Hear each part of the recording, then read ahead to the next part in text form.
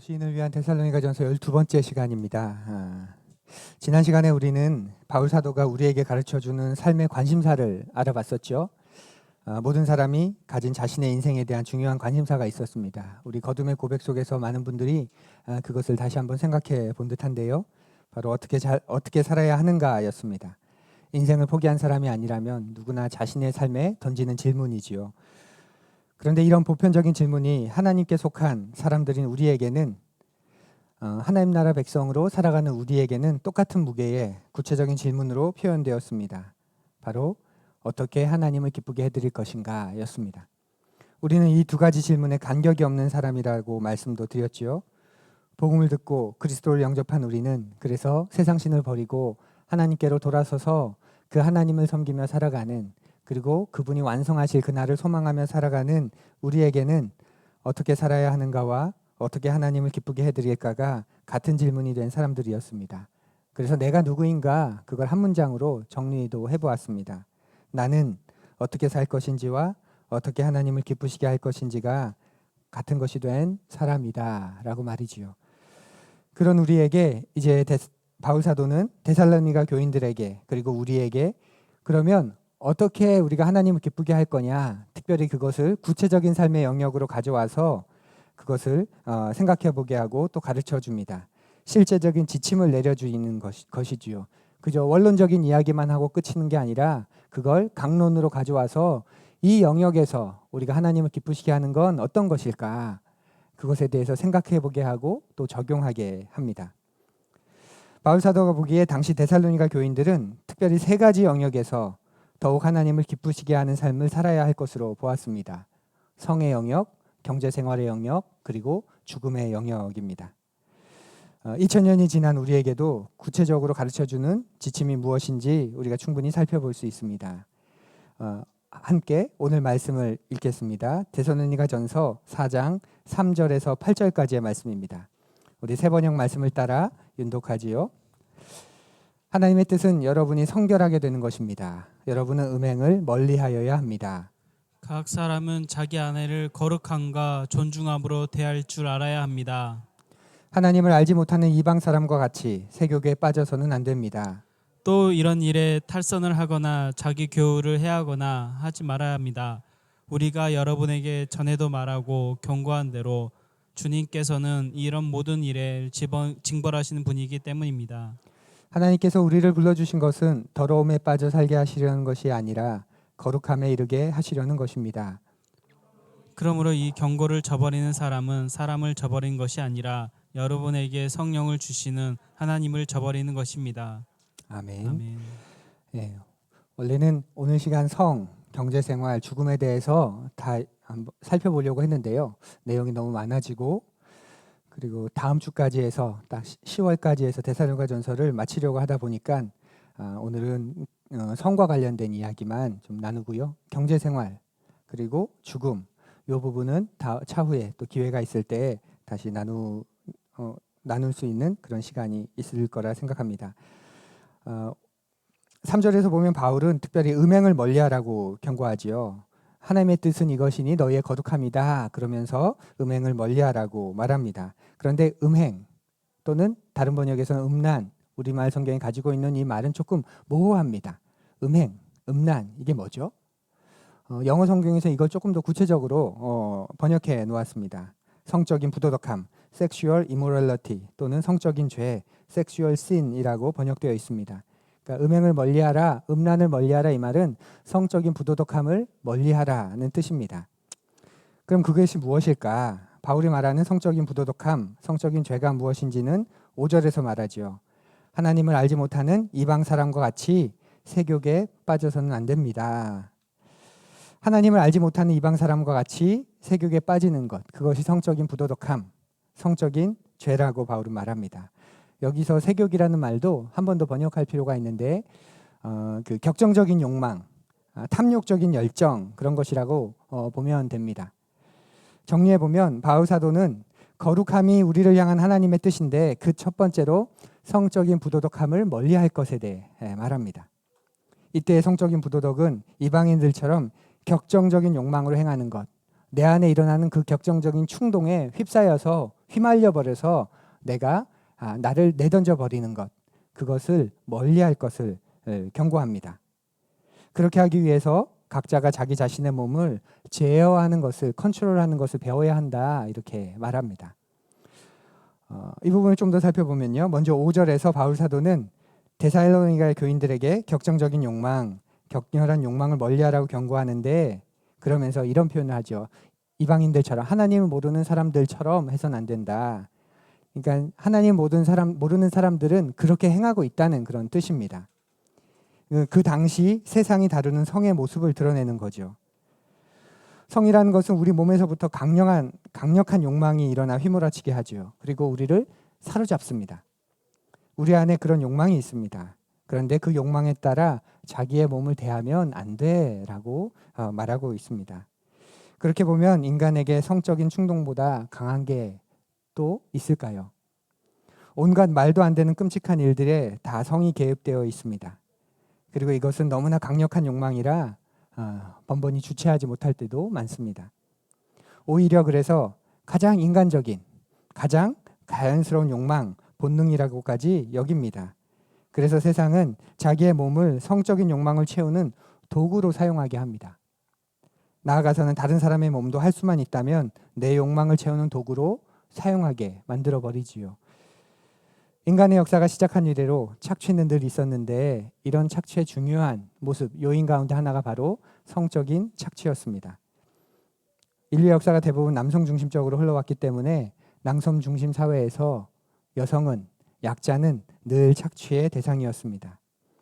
바울 사도가 데살로니가 전서를 쓰는 그 당시의 상황도 비슷한 상황입니다. 바울 사도가 지금 데살로니가 전서를 어디서 쓰고 있는지 기억나세요? 바울이 처음 데살로니가 있었죠. 그러다 갑자기 추방당하게 됩니다. 그리고 간 곳이 베레아입니다. 그리고 그곳에 신라와 디모데도 함께 데리고 갔습니다.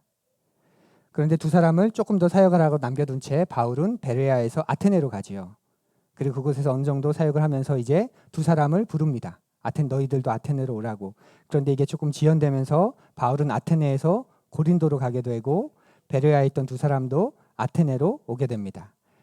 그리고 고린도에 있던 바울이 나는 이제 고린도로 왔으니 이곳으로 와달라 요청할 때, 디모데에게는 바로 오지 말고 데살로니가를 거쳐서 나를 대신해서 격려해주고 그들의 상황을 좀 살피고 그 고린도로 오라고 이렇게 말합니다. 그리고 고린도에서 디모데를 만나고, 디모데를 통해 지금 데살로니가 교회의 이야기를 듣고 난 후에 지금 이 편지를 쓴 거죠. 디모데를 통해 내가 들었는데 믿음의 역사, 사랑의 수고, 소망의 인내가 여러분들에게 있다는 모습에 우리가 감동했다. 본을 받고 본이 되고, 그리고 마게도냐와 아가야와 그 여러 지방의 여러분의 이야기가 퍼져간다는 것에 기쁨을 주체할 수 없었다. 지금 그 이야기가 여기서 데살로니가에서 이제 답으로 이야기하는 것이지요. 그러니 지금 바울은 어디에 있는 거죠? 너무 많은 지역을 이야기했나요? 고린도에 있는 겁니다. 고린도에. 바울이 편지를 쓰고 있는 고린도, 바울 당시에 굉장히 성적으로 타락한 도시로 여겨지지요. 물론 그 당시의 사람들은 타락이라고는 여기지 않았을 겁니다. 오히려 성적으로 가장 발달한 곳, 성적으로 가장 열려있는 곳, 개방된 곳, 가장 진보한 곳, 아마도 그렇게 여겼을 겁니다. 그래서 당시에 고린도 걸이라고 부르면 매춘부를 뜻하고, 너 고린도 사람 다 됐네, 이러는 건 매춘에 푹 빠졌다, 그런 의미였지요. 누군가를 뉴요커라 말하면 굉장히 세련된, 너 서울 사람 다 됐네, 제가 고향 가면 서울 사람 다 됐다고, 그 말은 뭐죠? 멋있고, 세련됐고, 인정하지 않지만, 당시 고린도라는 용어가 그렇게 사용되었습니다.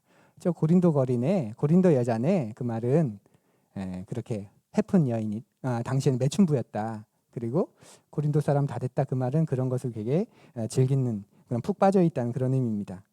물론 문화적인 이유뿐만 아니라 당시의 종교적인 이유가, 당시의 사제들이 그런 대상이었고, 당시에 신을 섬긴다는 게 그렇게 내 욕망과 욕정을 발산하면서 이제 하는 것이었죠. 그런 이유 때문인데 바울이 지금 그런 도시에서 이 편지를 쓰고 있는 겁니다. 정도는 좀 덜할 뿐이지만 마케도니아의 가장 큰 도시, 중심 도시였던 데살로니가 역시 별반 다르지 않았을 겁니다. 데살로니가도 성적으로 문란한 곳입니다. 바울이 살던 고대, 그 고대 로마 사회는 노예 제도로 사회가 유지되던 곳이었죠. 그러니 대다수의 노예는 밤에는 주인의 성놀이개가 돼서 봉사해야 했습니다. 로마 시대를 다루는 영화들 한두 편 정도는 보셨죠? 거기 보면 다 노예들은 거의 반 벗은 몸으로 이렇게 시중을 듭니다. 그리고 밤이 되면 주인의 성욕을 채우는 도구가 됩니다. 당시 지배층 부부는 서로 관계를 맺는 일은 없었다고 기록에 남아 있습니다. 거기에서 배우자는 아내는 자식들의 어머니일 뿐 나의 욕구를 채워주는 건 노예들 혹은 다른 여성들이었던 것이죠. 또 여성에게도 마찬가지입니다. 이런 모습 속에서 보면 오늘의 도시도 비슷하게 흘러가지 않나요? 우리가 사는 서울, 수도권은 어떤 곳입니까? 성적인 자극으로 가득 찬 곳입니다. 어디서든 성을 구매할 수 있고 번화가 한켠에는 버젓이 만 19세 이상이면 누구나 들어가서 살 수 있는 성용품종이 위치하고 있습니다. 텔레비전에서는 요즘은 넷플릭스 같은 서비스에서는 쏟아지는 춤, 노래, 영화, 드라마들을 보면 불과 1, 20년 전에는 상상도 못했던 그런 자극들이 가득합니다. 그리고 성적인 노출, 성적인 자극이 오히려 매력이 되는 시대, 그리고 이것을 부추기는 시대에 살고 있습니다. 그리고 인간의 성욕은 어쩔 수 없다면서 다른 사람이 보지 않는 데서 조용히 풀어야 하는 것이라고 그렇게 말하는 그런 시대입니다. 바울이 보기에 이방인은 하나님을 모르기 때문에 자신에게 휘몰아치는 이런 성적인 욕망을 어쩔 수 없는 그런 사람이라고 지금 말하는 겁니다. 그들에게는 하나님이 없지 않냐. 그들은 하나님의 형상을 회복하고 하나님 형상에서 깨어졌고 망가졌기 때문에 그들은 그렇게밖에 할 수 없다. 그게 당연하다. 그런데 하나님 나라 백성인 너희는 그렇지 않다. 이렇게 말하는 거죠. 바울이 말하는 그러면 크리스천의 성은 어떤 것인지 한번 들어보십시오. 4절입니다. 우리 함께 읽어볼까요? 각 사람은 자기 아내를 거룩함과 존중함으로 대할 줄 알아야 합니다. 이 말씀은 번역이 좀 어려운 그 구절입니다. 개역개정 새번역 우리말 성경에서는 우리가 거룩함과 존중함으로 대해야 하는 대상을 자기 아내다 이렇게 번역했습니다. 하나님의 뜻은 우리의 거룩함인데 그래서 우리는 이방인들과 같이 격정적인 욕망에 빠져서는 안 되고 자기 아내를 거룩함과 존중함으로 대해야 한다 이렇게 해석한 거죠. 그런데 NIV나 메시지 성경 등 대다수의 영어 성경에서는 이 부분을 자기 자신의 몸이라고 번역했습니다. NIV만 한번 볼까요? 제가 읽지 않아도 되죠. 여기 His own body, 그 자신의 몸. 우리 성경에는 자기 아내, 근데 대부분의 영어 성경에서는 그 자신의 몸이라고 말하고 있습니다. 바울 사도는 편지에서 이 단어를 스키오스라고 하는 단어를 사용했는데 이 뜻이 뭐냐면 그릇이라는 뜻입니다. 그릇. 그러니까 이거 원문 그대로 번역하면 어떤 뜻이냐면 각 사람은 자기 그릇을 거룩함과 존중함으로 대해야 한다라는 뜻입니다. 자기의 그릇을. 그럼 이 그릇이 뭘까? 이거 성경을 번역하는 과정에서 여러 전통들이 생겨났죠. 가장 첫 번째가 우리가 번역한 우리 성경이 따르는 자기 아내로 보는 전통입니다. 왜 그렇게 하냐면 바울이 다른 편지에서 아내를 여자를 그릇으로 표현한 구절이 있기 때문에 그런 거죠. 베드로전서 3장 7절이죠. 남편이 된 여러분 이와 같이 여러분도 아내가 여성으로서 자기보다 연약한 그릇임을 이해하고 함께 살아야 합니다. 그렇기 때문에 자기 그릇을 거룩하고 존중해라 이 말은 자기 아내를 거룩하고 존중하게 대해라. 이방 사람들처럼과 다르게 이게 이해가 된다. 그런 전통이 있습니다. 그런데 여기에는 문제가 하나 있습니다. 바울 사도가 여기서 아내가 연약한 그릇이다고 말하는 건 남편이 나도 그릇이라는 거예요. 그렇죠? 나도 아내도 그릇인데 아내는 연약한 그릇. 나는 아내보다는 좀 덜 연약한 그릇. 그러니까 아내도 나도 그릇으로 표현했습니다. 그러니까 그릇을 무조건 아내라고 번역하는 건 좀 난점이 있죠.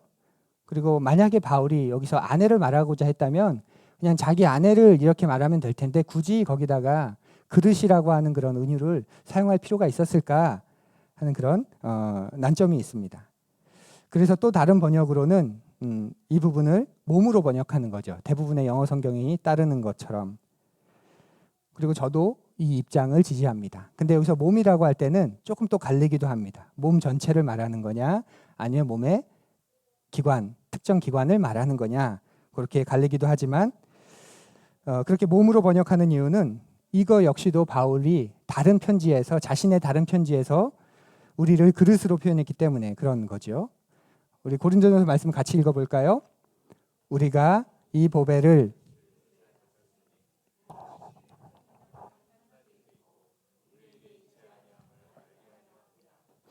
여기서 질그릇, 이 그릇이 스키오스입니다. 우리 몸에 그리스도를 모셨는데 그런 우리를 표현하기 위해서 우리를 그릇이라고 지금 바울이 이야기하고 있습니다. 그리고 그 그릇 안에 그리스도가 담겼다라고 말하는 거죠. 이렇게 보기도 하는데 여기에도 난점이 있습니다. 바울은 자신의 몸을 거룩함과 존중함으로 대해라라고 말하는 건데 그런데 이방인은 격정적인 욕망으로 대한다 이렇게 말해요. 그런데 이방인도 자기의 몸을 위해서 운동도 하고 관리도 하고 열심히 합니다. 특별히 고대 사회에서는 로마의 철학 가운데서는 금욕주의가 또 한 분파가 있었기 때문에 몸을 굉장히 하찮게 여기고 오로지 정신만 굉장히 고양된 것으로 고급진 것으로 이야기하면서 몸과 관련된 것들을 굉장히 금욕주의적으로 살았던 그런 전통도 있습니다. 그러니까 그런 입장에서 보면 크게 말이 안 될 수 있다는 거죠. 이방인들하고 다 자기의 몸을 가지고 그렇게 세욕에 빠지는 것은 아니기 때문에 그렇습니다. 또 6절에 가면 이런 일에 탈선하거나 자기 교우를 해하거나 하지 말아야 한다 이렇게 말하는데 자기 자신의 몸을 거룩함과 존중하게 하는데 교인 다른 이들 형제 지체들을 그걸 위해 이용하면 안 된다 이 말이 또 무엇일까? 또 여기들 역시 난해한 부분이 있긴 합니다. 그럼에도 아내라고 번역하는 것보다는 자기의 몸이라고 번역하는 부분이 훨씬 더 이해상 나은 부분이 있습니다. 또 다른 번역의 전통이 하나 더 있는데요. 이것은 이 그릇을 완곡어법으로 보는 거죠. 부드럽게 표현한 순화시킨 표현이라고 보는 겁니다. 바로 여기서 바울이 말하는 그릇은 남성의 신체 기관 가운데 남성의 성기를 지칭하는 것이다 이렇게 보기도 합니다. 구약 성경에도 같은 표현이 등장하는데 다윗이 사울을 피해서 자기를 따르는 군사들과 함께 도망갔던 적이 있습니다. 며칠 굶었죠. 그러다가 아히멜렉 왕 앞으로 가고 그 아히멜렉에게 먹을 것을 좀 달라고 합니다. 근데 아히멜렉이 줄 게 없고 지금 있는 건 제사 지내고 난 저 거룩한 빵밖에 없는데 너희들이 이 빵을 먹을 수 있겠냐? 이 빵을 먹으려면 너희들의 몸이 거룩해야 되는데 너희들의 몸이 거룩하냐? 이렇게 되묻습니다. 그렇길래 다윗이 뭐라고 이야기하냐면 우리가 출정할 땐 늘 여호와 앞에서 우리의 몸을 거룩하게 한다. 이번 출정 때도 우리가 그렇게 우리의 몸을 준비하고 거룩하게 해서 나왔다.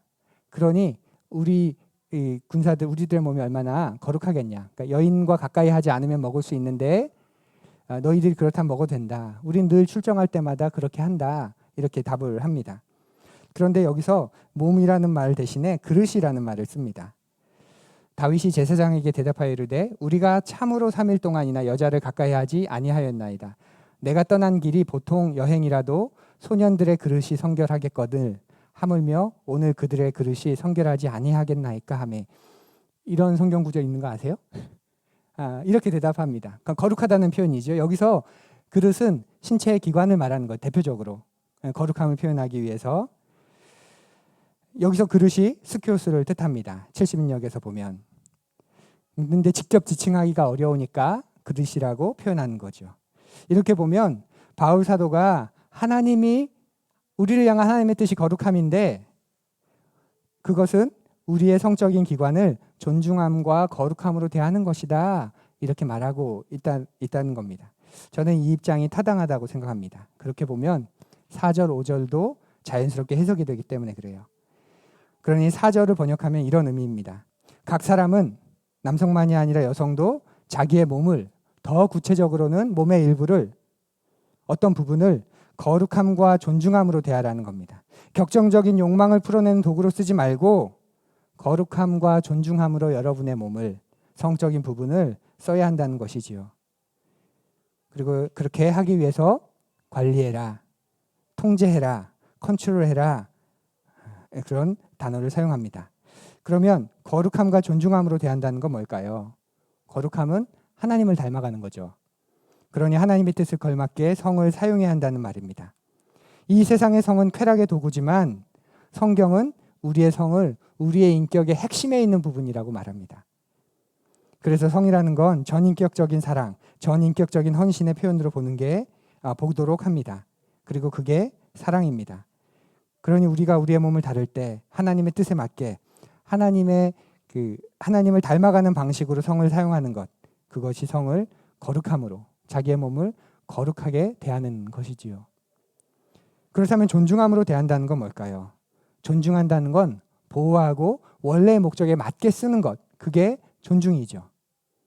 예를 들면 여러분이 여러분의 손을 존중한다는 건 어떤 것일까요? 손을 막 함부로 써서 다치게 하는 것, 손을 존중하는 걸까요? 아니지요.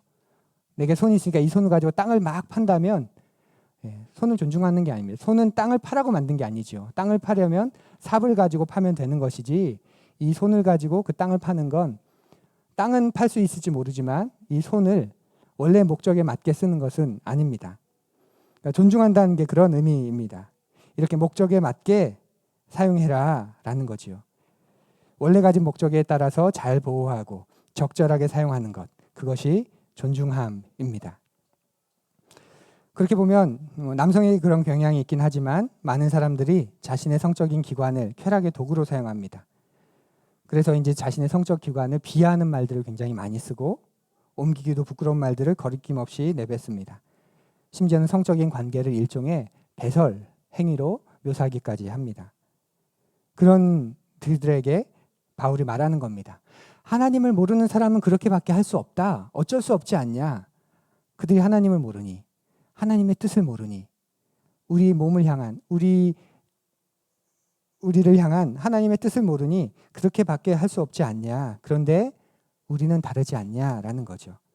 하나님을 아는, 하나님을 만난, 그분의 사랑을 받은 너희들은 다르다라는 겁니다. 하나님을 알게 된 이상 거룩함과 존중함으로 자신의 몸을 다루어야 한다는 거지요. 내가 사랑하는 사람에게 생명을 주는 게 성입니다. 선을 넘는 쾌락, 부적절한 사랑을 위해서, 권력을 얻기 위해서 돈벌이 수단으로 우리의 몸과 성적인 기관을 사용하면 안 된다는 경고입니다. 이렇게 자기의 몸을 거룩하게 다룰 것, 존중할 것 말하고 이어서 6절과 7절에서 그러면 다른 사람의 몸은 그러면 어떻게 대해야 하는가, 그것에 대해서 말합니다. 6절과 7절을 함께 읽어보지요. 또 이런 일에 우리가 여러분에게 전에도 말하고 경고한 대로 주님에게서는 이런 모든 일을 징벌하신 분이기 때문입니다. 하나님께서 우리를 불러주신 것은 더러움에 빠져 살게 하려 것이라 거룩함에 이르게 하시려는 것입니다. 여기서 이런 일이 뭐죠? 자기의 몸을, 자기의 신체 기관을 거룩함과 존중함으로 대하는 것. 근데 그 일에서 탈선하거나 다른 교류를 해야만 안 된다라고 말합니다. 그러니까 이용하지 말라는 거죠. 다른 형제자매들을 잘못 대하거나 이용하면 안 된다라는 겁니다. 한 공동체 안에 있는 사람을 자신의 격정적 욕망의 대상으로 삼으면 안 된다는 뜻입니다. 우리가 다른 누군가를 자기의 욕망의 대상으로 삼지 않으려면 다른 그리스도인은 물론이고 세상의 모든 사람에게 하나님의 형상이 있다. 그들은 하나님의 형상을 지녔다. 라는 그런 시각을 가져야 합니다. 그래야 그들 안에 하나님의 형상이 있기 때문에, 그들도 하나님의 형상을 가진 존재이기 때문에 우리가 함부로 대하지 않게 되는 것이지요. 우리는 타인을 성뿐만이 아니라 다른 어떤 것을 위한 수단으로 삼아서는 안 됩니다. 모든 인간이 하나님의 형상을 지녔기 때문입니다. 그러면서 바울이 굉장히 놀라운 말을 덧붙입니다. 중간에 보면 주님께서는 이런 모든 일을 징벌하시는 분이다 이렇게 말하는데, 이 어감을 살리면 보복하시는 분이다 라는 뜻입니다.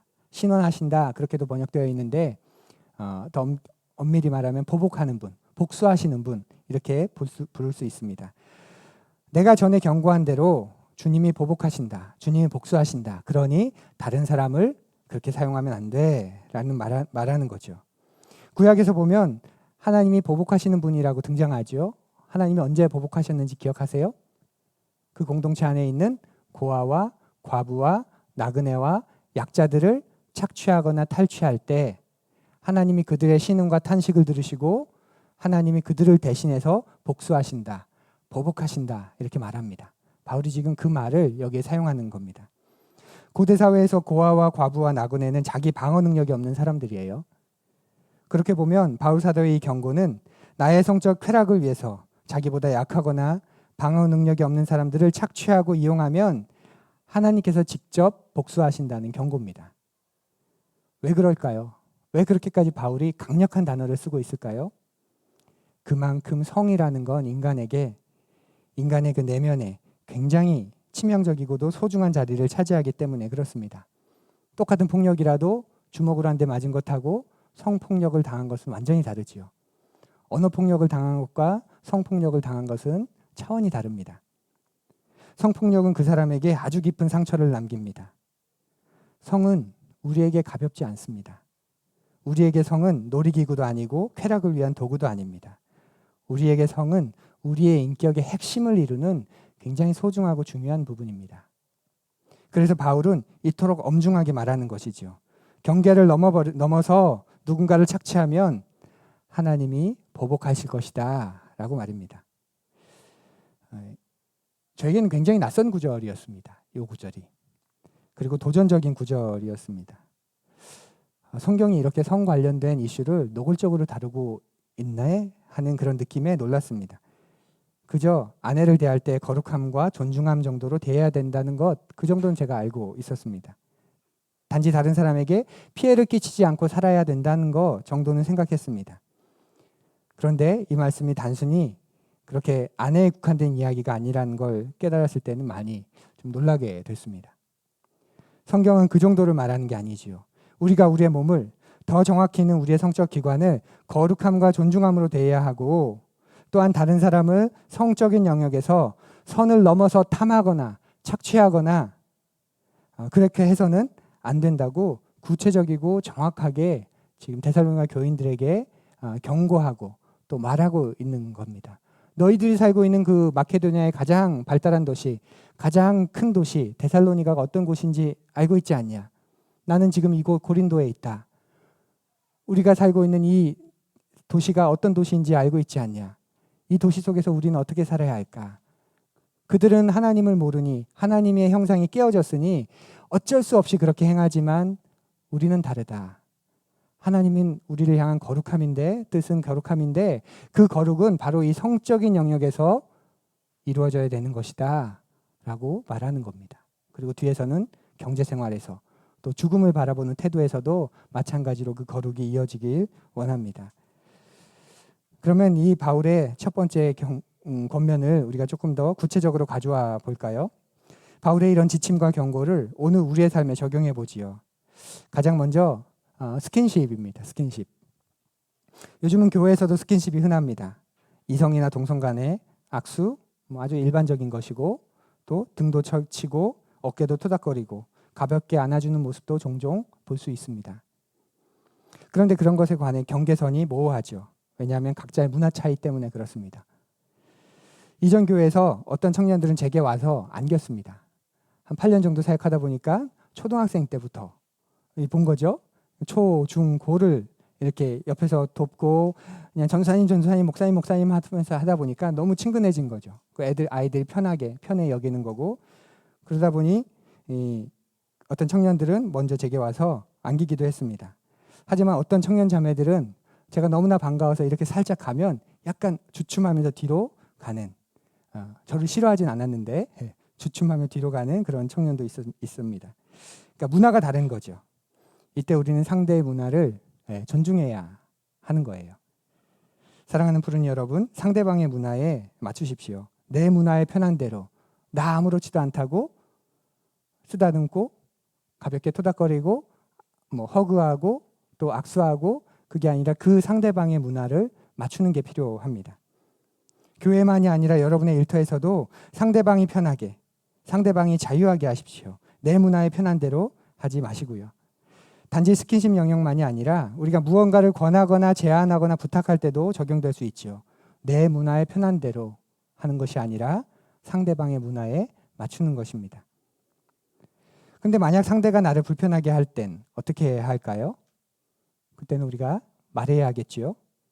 만일 저라면 목사님, 저를 반겨주시고 좋아해 주시는 건 제가 알겠는데, 그래서 어깨를 토닥거려 주시는 건 감사한데 사실 그럴 때마다 제가 좀 불편해요. 그렇게 말해야 합니다. 그런 말 들을 때 얼굴 붉어지면서 기분 나쁘다고 반응하면 정말 미성숙한 거죠. 그래, 내가 다시는 토닥거리나 봐라. 그래서는 안 됩니다. 그가 어렵게 그러면서 조심스럽게 자신의 마음을 이야기했으니까 긍정해주고 받아주고 그렇게 반응해 주는 거죠. 또 저도 마찬가지입니다. 우리 교회는 없지만 전에 제 옆에 서서 팔짱을 끼시는 분들이 계셨습니다.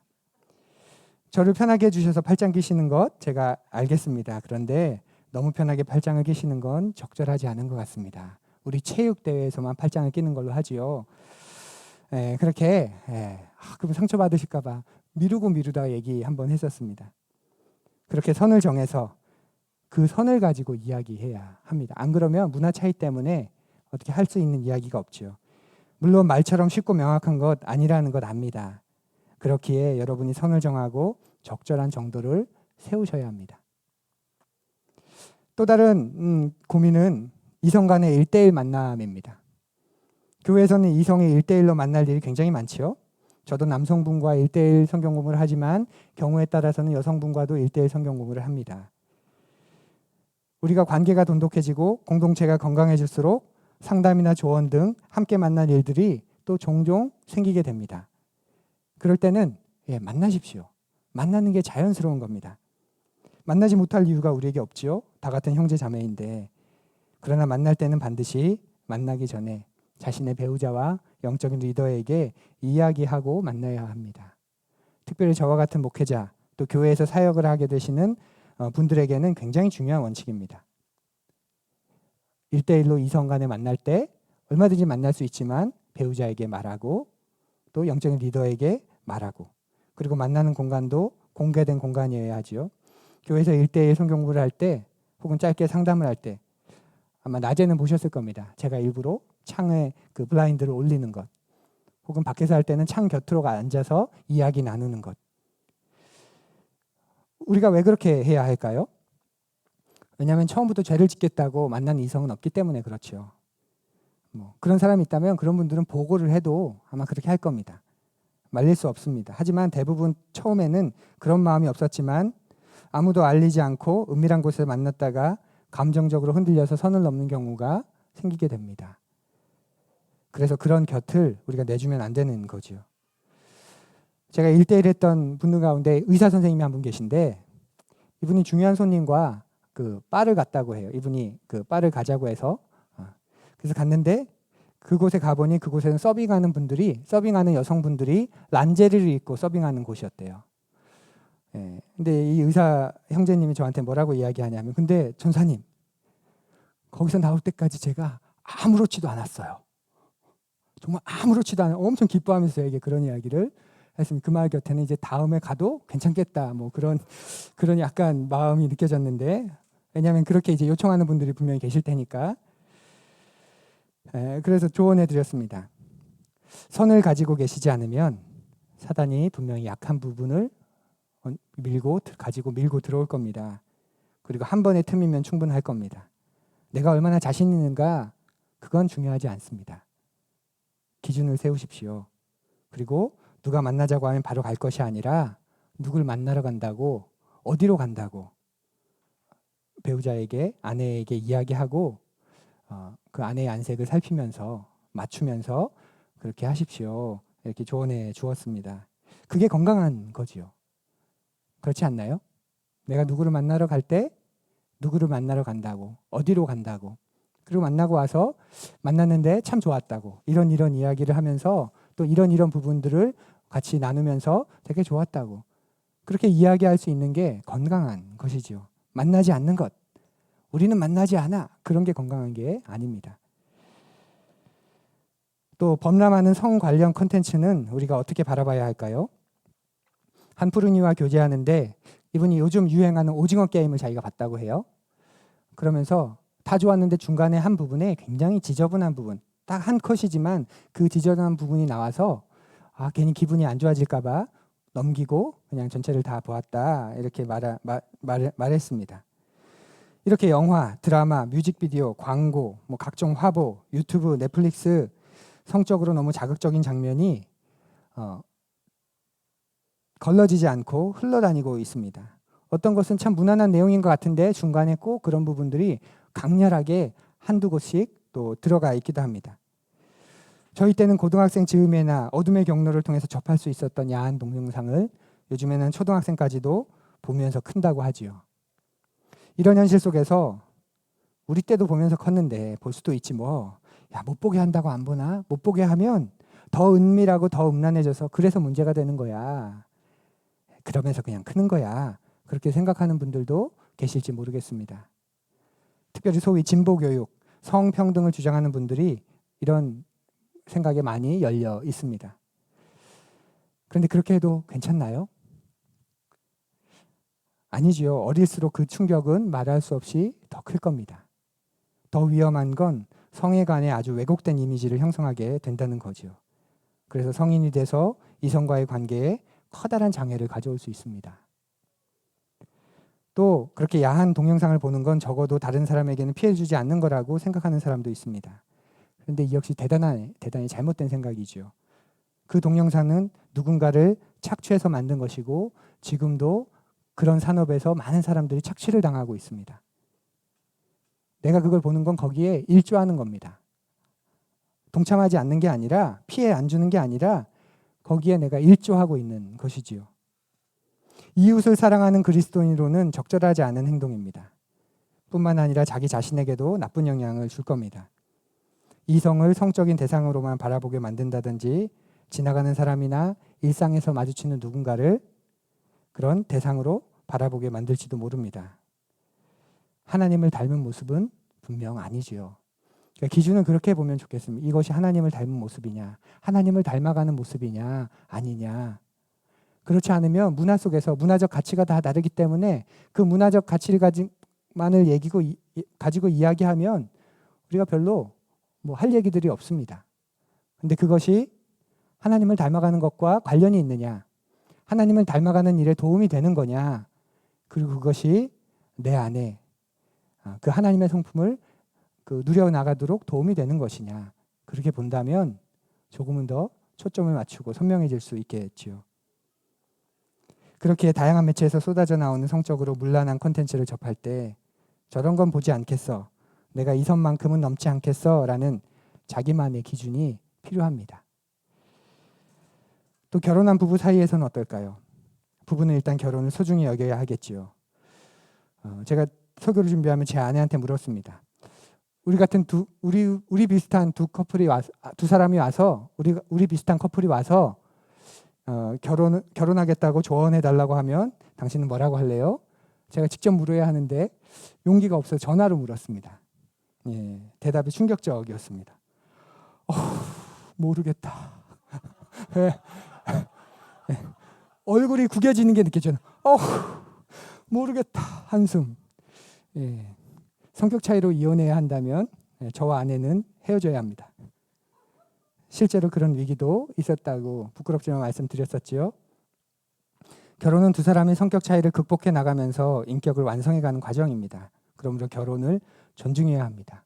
물론 성경의 가르침이 이혼을 무조건 금하는 건 아닙니다. 배우자의 폭력이나 외도, 상대가 가정을 전혀 책임지지 않는 모습을 보일 때, 또 신앙에 관해 전혀 다른 길을 걸어갈 때, 이미 하나님 앞에서의 언약이 깨져서 회복은 고사하고 당사자들이 심각하게 망가질 때 하나님이 인정할 수 있는 그런 이혼 사유가 있습니다. 여기서 인정한다는 건 어쩔 수 없다는 뜻이지 괜찮아 그런 인정은 아니라는 겁니다.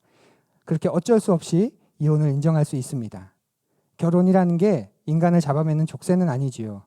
그러나 결혼의 언약을 신성하게 지키는 게 가장 아름다운 일입니다. 그렇게 결혼한 부부에게 성은 하나됨을 누리고 재확인하는 하나님이 주신 복 아닐까요? 그래서 부부간의 대화가 깊을수록 성적인 친밀함도 높다고 통계가 종종 말합니다. 그리고 부부간의 성적인 연합이 약할수록 혼외 관계가 자주 일어난다고 또 그 통계로도 알려져 있습니다. 그렇게 보면 부부 사이에도 선이 있어야 합니다. 남성과 여성이 원하는 성적 친밀함의 표현, 방법, 빈도 모두 다르기 때문이지요. 그러니 대화를 통해서 부부만의 문화를 만들어가야 하지 않을까요? 세월이 지남에 따라 또 그 기준도 바뀌어야 될 겁니다. 우리의 몸이 노쇠해져 가면서 우리도 변하기 때문에 그렇습니다.